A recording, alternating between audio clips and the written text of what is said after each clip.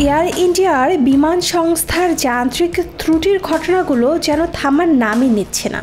গত 6 দিনের মধ্যে একাধিক বিমানই বিপদের মুখোমুখি হয়েছে সংস্থাটির, যার ফলে যাত্রীদের মধ্যে আতঙ্ক তৈরি হয়েছে।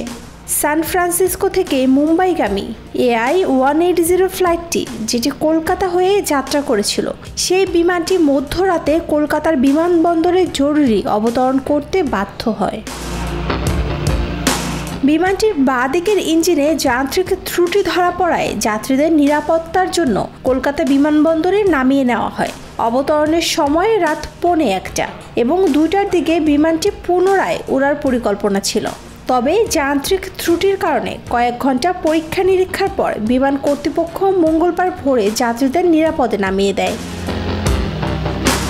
এর আগেও সোমবার হংকং থেকে দিল্লিগামী এয়ার ইন্ডিয়ার একটি বিমানে মাঝ আকাশেই যান্ত্রিক ত্রুটি ধরা পড়ে। ওই বিমানটিকে ফের হংকং ফিরিয়ে নিয়ে যাওয়া হয়, যা এয়ার ইন্ডিয়ার রক্ষণাবেক্ষণ ও সুরক্ষা ব্যবস্থার উপর প্রশ্ন তুলছে। নুসরাত জাহান শম্পা, নিরপেক্ষ, ঢাকা।